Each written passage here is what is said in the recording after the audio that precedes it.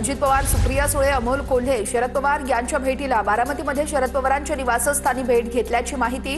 तर महापालिका निवडणुकीतील निकालांवरती नेत्यांमध्ये चर्चा।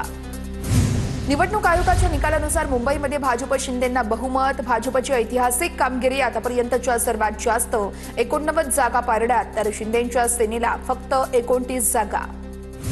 मुंबई महापालिकेमध्ये ठाकरेंच्या 25 वर्षांच्या सत्तेला भाजप सोडून सुरुंग, तर ठाकरेंच्या शिवसेनेच्या 65, मनसेच्या 6 जागा विजयी, काँग्रेस 24 आणि राष्ट्रवादीला 3 जागा। मनपा निवडणुकीमध्ये महायुतीला महाविजय। मोदींच्या विकासाच्या अजेंड्याला भरभरून प्रतिसाद दिल्याबद्दल जनतेचे आभार।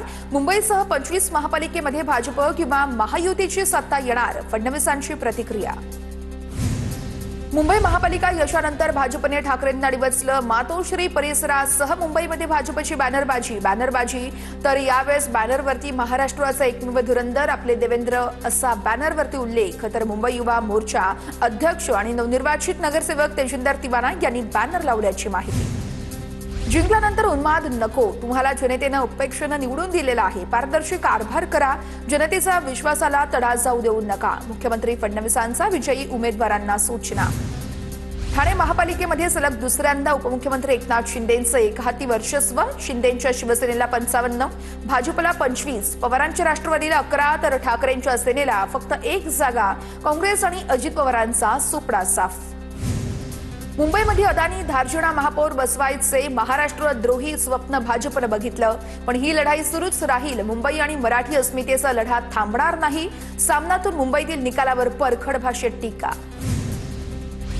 पुण्यामध्ये काका पुतण्यासह ताईदादांच्या वर्चस्वाला सर्वात मोठा हादरा। दोन्ही राष्ट्रवादी एकत्र येऊनही 25 पर्यंतचा आकडा गाठणं कठीण, तर गुन्हेगारांना तिकीट, निष्ठावंतांना गृहीत समजणं भोवलं। पुण्यासह पिंपरी चिंचवडमध्ये भाजपनं मैदान मारलं। पवार काका पुतण्याला मोठा धक्का। पुण्यामध्ये भाजपला 120, तर दोन्ही राष्ट्रवादीला 29 जागा। काँग्रेसचे 15 उमेदवार विजयी। नवी मुंबईमध्ये नायकांचं वर्चस्व कायम। शिंदेंना डिवचणारे बॅनर झळकले। टांगापलटी अशा आशयाचं व्यंगचित्र असलेले बॅनर झळकले। नवी मुंबईमध्ये टांगापलटी, घोडे फरार यावरून आरोप प्रत्यारोप रंगले होते, तर दुसरीकडे गणेश नाईकांचा घोड्यासोबतचा एक व्हिडिओ देखील चांगलाच व्हायरल होतोय। नाशिकचा गड राखण्यामध्ये भाजपला यश। नाशिक महापालिकेमध्ये भाजपचे 76, तर शिवसेनेचे 29 उमेदवार विजयी। एकेकाळी महापौर असलेल्या नाशिकमध्ये मनसेला अवघी 1 जागा। मुंबई महापालिकेवरती भाजप आणि शिंदेंच्या शिवसेनेची सत्ता आल्यानंतर संतोष धुरी यांच्याकडून जल्लोष। दादरच्या शिवाजी पार्क कट्ट्यावरती मित्रमंडळींना पेढे वाटत विजयाचा आनंदोत्सव साजरा। उद्धवराव उमेदवार विजयी। काँग्रेस आणि वंचितच्या युतीचा फॉर्म्युला फेल। मुंबईमध्ये वंचितचा 0 उमेदवार आहे, तर काँग्रेसला 24 नगरसेवकांवरती समाधान मानावं लागलं।